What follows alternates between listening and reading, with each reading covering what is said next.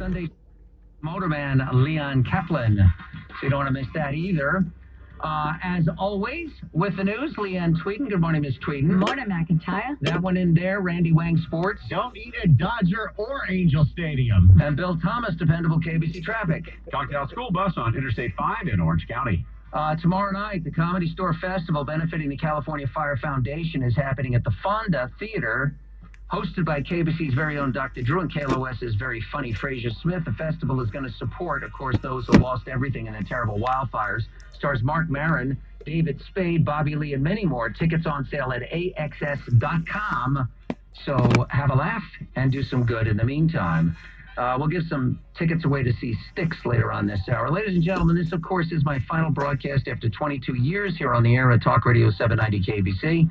And we're touching on a couple of big themes that I felt compelled to bring to you this final time. We'll also take calls, again, from so many of you who have been incredibly generous to me over many, many, many years. And a few have been hostile. And that's just, a few. That's just the staff. And then we're also going to have a visit this hour from Royal Oaks, who has been, of course, the Dr. Bombay of the legal profession. You just mentioned his name, and he's there. Randy does an excellent Royal Oaks impersonation. My specialty is doing impressions that people do not ask for. And we want to talk about OJ.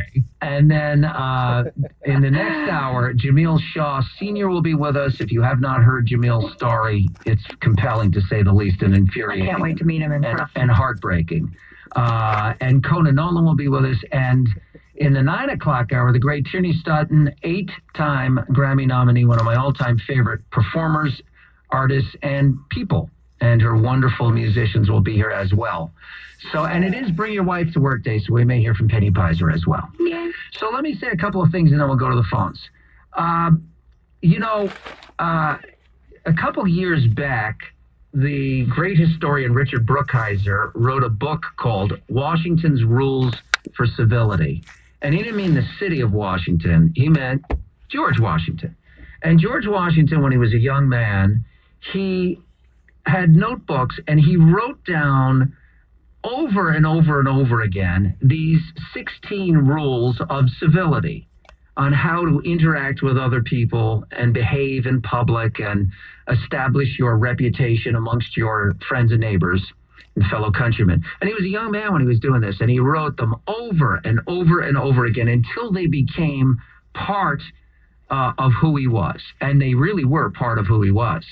Because Washington's greatness, which is remote to us because we don't have film and we don't have photographs, and he's, you go to D.C. and you look at the Washington Monument and it's an obelisk. It doesn't have, the Lincoln Memorial, there's Abe sitting in the chair, but the Washington Monument is this pillar. And what does it mean? Well, it's sort of something you can project onto it, whatever you want. But Washington, in his own time, was a colossus. And this is lost on us, and it's unfortunate because he's important, because he is the foundingest of the founding fathers, and he wasn't a perfect person, and that's what makes him great in my mind. Superman is fraud. I could be Superman if the only thing that can kill me is kryptonite, and it's not found on this planet. But to be a flesh and blood human being and to understand your shortcomings and to go into the arena anyway, time and again. And one of the greatness things that made Washington great is that he rarely made the same mistake twice. He learned from his mistakes. He didn't repeat them. But mostly what makes him great is his understanding that the military must be kept subservient to the civil authority, and that giving up power is as important as seizing power. And there were several moments in his life when he gave up power. After a near rebellion at the end of the Revolutionary War, when George Washington was in Newburgh, New York, and he put down the rebellion of his own officers who hadn't been paid for 8 years, and they wanted him to march on Philadelphia and take over the country.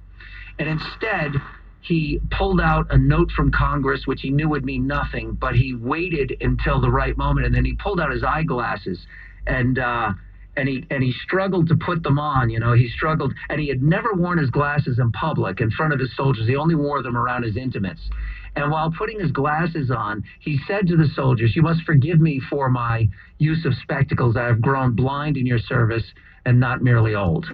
And they started weeping because it was the first time he let the mask down to show his own mortality.